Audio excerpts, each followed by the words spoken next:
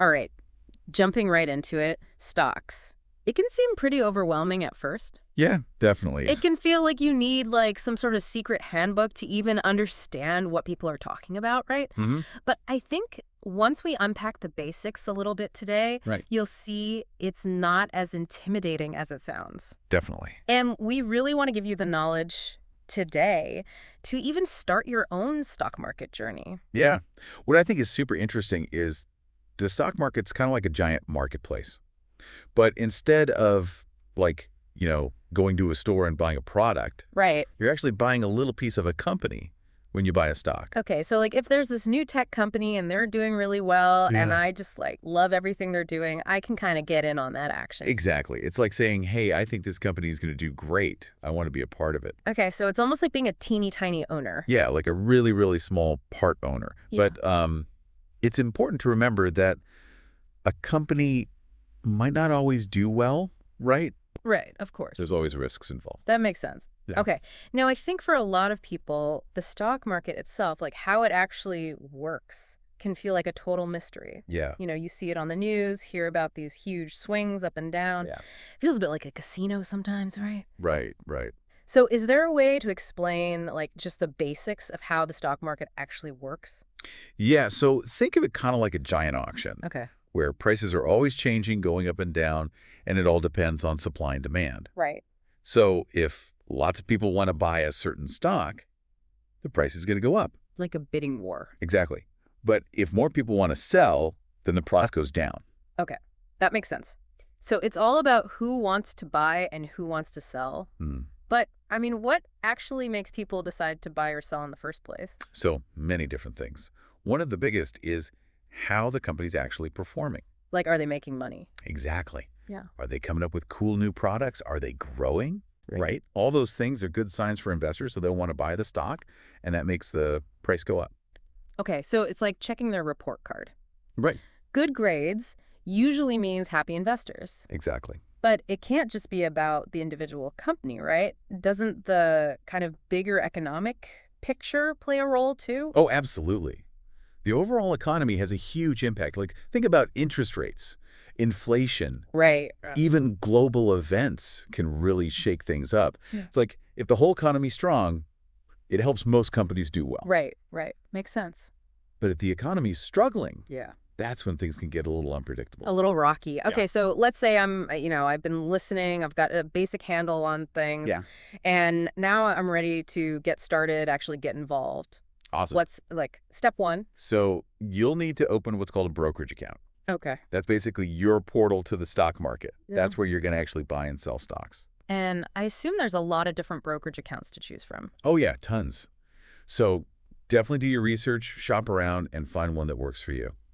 Okay. And when you're shopping around, what are some of the key things to be thinking about? Well, the first thing is probably fees. Right. Pretty much every trade you make, there's going to be a little cost. You also want to think about how easy the platform is to use. Especially if you're a beginner. Exactly. Some are more user-friendly than others. Right. And then another big thing is, does the brokerage offer any research tools or educational resources? Ooh, yes. Because I'm a big believer in education, especially when we're talking about something as potentially complex as the stock market. Right. What kind of resources would you recommend for someone who is brand new? Yeah, so there's like tons of stuff out there. Websites, books, online courses, even podcasts like this one. Right. I think the key is just to find what works for you, right? What's your learning style? Right. And start with the basics. Okay, so start with a good foundation. Now, speaking of starting, I've always heard you should start small with investing. Absolutely. What does that actually mean? Yeah, so, you wouldn't run a marathon without training, right? Right. Same thing with investing. You want to start with an amount of money you're comfortable potentially losing, right? Okay. As you learn, get more comfortable, then you can gradually increase your investment over time. Okay, so let's say I've got my brokerage account, I'm doing my research, I'm starting small. What's next? So now it's time to actually figure out what stocks to buy, right? Right. That's the big question. And unfortunately, there's no secret formula. Oh. But that's where investment strategies come in. Okay. Think of these as different approaches you can use when you're investing. each with its own pros and cons. Oh, so kind of like choosing a path through a forest. Exactly. Some are well marked, some are a little more off the beaten path. Exactly. And they all lead to different places. Interesting. Okay, let's start with one I hear a lot about. It's called buy and hold. What is that all about? Yeah. So buy and hold is all about being patient. Like, imagine you discovered Amazon Okay. back when it was just an online bookstore. You bought the stock way back then, and you just held on to it. Through all the ups and downs. Exactly. Okay, so it's a little bit like planting a seed and watching it grow into a huge tree over time. Exactly. You're not trying to, like, time the market or make a quick profit. You believe in the company's long-term potential. Got it. And if you look at history, a lot of companies that have done really well, this is the approach that paid off. So it's like the slow and steady wins the race approach to investing. Yeah, I exactly. like it. Now, I imagine not everyone is looking to hold on to a stock for, decades. Right. What about the people who want to find those like hidden gems, the companies that maybe the rest of the market is overlooking? Yeah, so for that, we have something called value investing. Okay. And this is all about finding companies that are trading for less than they're actually worth. So it's like a bargain hunter's dream. Exactly. Like Yeah. finding something on sale. How do you even figure that out, though? How do you know if a company's undervalued? Well, it takes a little bit of detective work. Okay. You got to look at the company's financials, their management team, how much competition they have, what their future plans So are. all about digging a little deeper. Exactly. And sometimes you find a company that's got a great track record, a strong team, maybe an exciting new product, but their stock price is down for whatever reason. Oh, so it's like finding a diamond in the rough. Yeah, exactly. Now, what about the people who are really into the cutting edge, the companies that are like shaping the future? Yeah. So for them, there's growth investing. And with this strategy, you're looking for companies with super high growth potential. So like the next Google, the next Tesla. Exactly. But remember, high growth can also mean high risk. Oh, right. Because not every cutting edge company is going to make it. Exactly. Okay, so before we move on to any other strategies, I can't not mention one that gets a lot of attention: day trading. Yeah. It sounds intense. What's that all about? So day trading is a whole different game. It's about trying to make money off of really short-term price changes, like buying and selling the same stock within the same day. Wow. It's high risk, potentially high reward, but definitely not for beginners. Yeah, I was going to say that doesn't sound like a good place to start. No, not at all. Okay, well, this is all fascinating. And no matter what strategy we choose, Right. I'm guessing risk management is something we need to think about. Oh, absolutely. It's crucial. It's kind of like your safety net when you're investing. Okay, so how do we actually do that? How do we manage risk? Well, one of the best ways is something called diversification. Okay. And the idea here is pretty simple. Don't put all your eggs in one basket. Spread your investments around, different stocks, different industries, maybe even different types of assets altogether, like bonds or real estate. So it's like a balanced diet. Exactly. You're not just eating one food, you're getting a variety of nutrients. Exactly. And that way, if one investment isn't doing so well, the others can help kind of balance things out. Love that analogy. Okay, but what about those times when a stock you own starts to go down and you're worried about losing a lot of money? Yeah, that's a great question. So for that, there's something called a stop loss order. Okay. And this is basically like setting a safety net for your investment. You tell your broker to automatically sell the stock if it drops below a certain price. Oh, so it's like an emergency brake. Exactly. Okay. So we've got diversification, we've got stop loss orders. What about just our own emotions? I imagine that can play a big role too. Oh, huge. It's so easy to get caught up in the hype or to panic when things start going down. Right. And that's when people make bad decisions. Okay, so how do we control those emotions? Well, I think the key is to have a plan and stick to it. Don't make decisions based on fear or greed. Exactly. So it's like being a pilot. Okay. You need a flight plan, and you can't let a little turbulence throw you off course. Perfect analogy. Okay, so we've covered a lot of ground in this first part of our deep dive into the stock market. We've talked about how it works, different strategies, Right. how to manage risk, all that good stuff. Yep. Laid a good foundation. And I'm ready for more. Awesome. Let's keep this momentum going and dive into some additional tips and insights to help us navigate this exciting world of investing. Let's do it. You know, it's funny you mentioned a flight plan and turbulence. Mm-hmm. Because in a way, navigating the stock market Right. is kind of like navigating, a really complex airspace. Right. There are so many different things to think about. Economic indicators, Yeah. geopolitical events, Right. you could be soaring 1 minute and then hit some serious turbulence the next. Yeah, that's a great analogy. And speaking of turbulence, I've heard about these things called market bubbles, Yeah. and they sound a little scary. Those are like those times when like everyone's super excited about something, prices go way up, and then suddenly it all comes crashing down, right? Yeah, market bubbles can be pretty dangerous for investors. Uh-huh. It's kind of like if you think about blowing up a balloon, and you Right. keep adding more and more air, it gets bigger and bigger, but eventually it's going to pop. Right. And that's kind of what happens with a bubble. Prices get inflated, get way beyond what the company's actually worth, Okay. and eventually that bubble bursts, and everyone who bought in at those high prices, they lose a lot of money. So, are there any like warning signs we can look out for? Or are bubbles just these kind of unpredictable things? Well, they're often indicators, Yeah. but they can be subtle. Okay. One thing you might notice is prices are going up really fast. Yeah. But there's no real reason for it. Right. Like the company is not actually doing that much better. Their profits aren't growing, or, maybe their business model doesn't even make sense. So it's like a house of cards. It looks impressive, but it's not built on anything solid. Exactly. Okay, so how can we, as investors, avoid getting caught up in that hype? Well, I think the key is to really do your research. Okay. Don't just buy something because everyone else is. Right. Take the time to understand the company, look at their financials, their management team, what their long-term plan is. Okay, so it's like being a detective, gathering all the evidence before you make a decision. Exactly. Okay, and speaking of like making sure things are on the up and up, what about the role of regulation in the stock market? We hear these stories about scandals and insider trading. It all sounds a little shady. Right, right. Well, regulation is super important. It's all about making sure the market is fair, that everyone's playing by the rules. Okay. So in the U.S., we have the SEC, the Securities and Exchange Commission, and they're kind of like the referee. Okay. They set the rules for companies, for brokers, for investors, and they make sure everyone's following those rules. So they're there to protect investors from like manipulation or abuse. Exactly. Okay, that's good to know. But to cheat the system. Oh, of course. There's always going to be people trying to bend the rules, find loopholes. So as investors, what can we do to protect ourselves? I think it goes back to doing your research. Okay. Really understanding what you're investing in, being aware of the risks, and if you're not sure, talk to a financial advisor. Okay, so it's always good to have a second opinion, especially from someone who really knows what they're doing. Absolutely. Now, I want to kind of zoom out for a second and think about the bigger picture. How does the stock market actually impact the economy? Is it just a bunch of people buying and selling shares, or does it play a more significant role? Oh, it definitely plays a bigger role.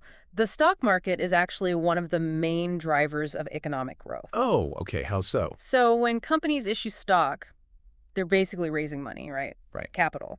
Right. And they use that money to do things like invest in research and development, expand their businesses, hire more employees. Right. All those things create jobs, which stimulates the economy. Oh, so a healthy stock market is actually good for everyone? Yeah, in a way, it's like a rising tide lifts all boats. I like that. But then I'm guessing the opposite is true too, right? When the stock market is struggling, that can have a negative impact on the economy. Unfortunately, yeah. When stock prices fall, investors get nervous. Businesses might hold back on investments. People might cut back on spending. It all kind of trickles down. Exactly. And that can lead to slower economic growth, maybe even job losses.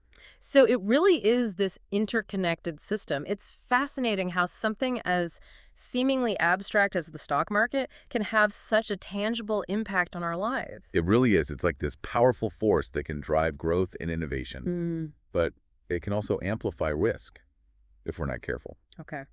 Now, we've talked about bubbles, regulation, the impact on the economy. There's one thing I'm really curious to get your take on, and that's technology. It seems like every day there's a new app, a new platform promising to make investing easier, more accessible. How is technology changing the game? Oh, it's definitely been a game changer. For the most part, I think technology has been a really good thing for the stock market. Okay. Online brokerages, mobile trading apps, all these sophisticated algorithms, they've made it so much easier for everyday people to invest. It's like having Wall Street in your pocket. Exactly. You don't need a personal broker anymore. You don't need tons of money to get started. Right. You can literally open an account, research stocks, and buy and sell all from your phone. That's amazing. But with all this new technology, I'm guessing there are also some new risks we need to be aware of. Oh, for sure. What are some of the things we should be thinking about? One thing that worries some people is what's called high-frequency trading. Mhm. And this is basically where powerful computers are making trades super fast, like in fractions of a second, Okay. based on these complex algorithms. Right. And while that can make the market more efficient, it can also lead to more volatility, more ups and downs. Okay, so it's like a supercharged engine. It can be really powerful, but it can also overheat. Exactly. Another thing to watch out for is misinformation.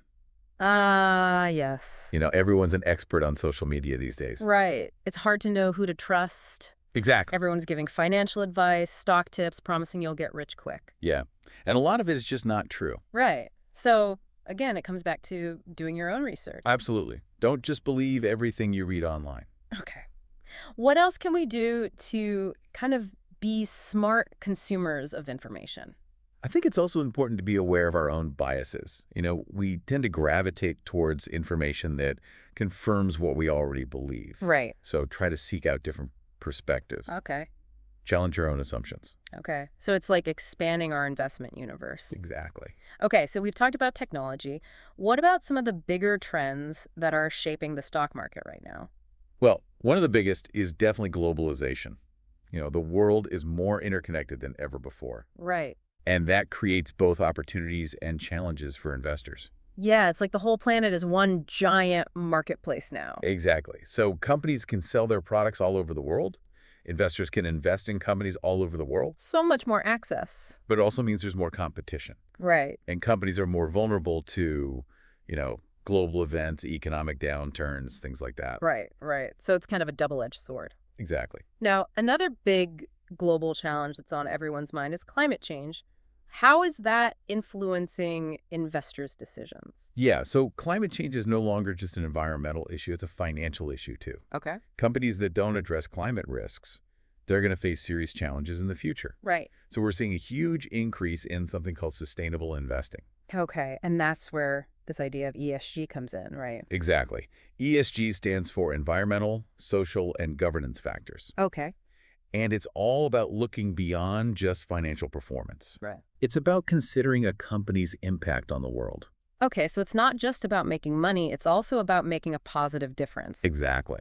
So ESG is basically investors saying, hey, we want our money to support companies that are doing good things for the planet, for society. Right. And a lot of studies have actually shown that companies with strong ESG performance, they tend to do better in the long run. Oh, so it's not just about doing good, it's also good for business. Exactly. Interesting. Now, while we're talking about trends, I've been hearing a lot about this idea of passive investing, especially through these things called index funds and ETFs. Yeah. Can you explain what those are? Yeah, so an index fund is basically a type of mutual fund, but instead of trying to pick individual stocks, it just tracks a specific market index, Okay. like the S&P 500. So you're buying a basket of stocks that represents a particular part of the market. Okay, got it. ETFs are similar to index funds, but they trade on stock exchanges like regular stocks. Oh, so it's like you get the diversification of a mutual fund, Right. but the flexibility of a stock. Exactly. So it's like the best of both worlds. Pretty much, yeah. And both index funds and ETFs tend to have lower fees than actively managed funds. That's always good.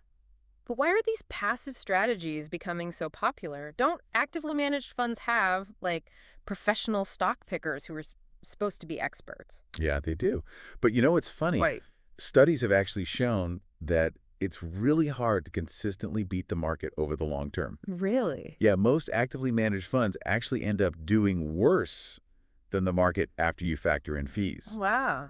So in a lot of cases, you're actually better off just sticking with a low-cost diversified index fund or ETF. So less is more. Exactly. Yeah. You're not trying to outsmart the market. You're just trying to go along for the ride. I like that.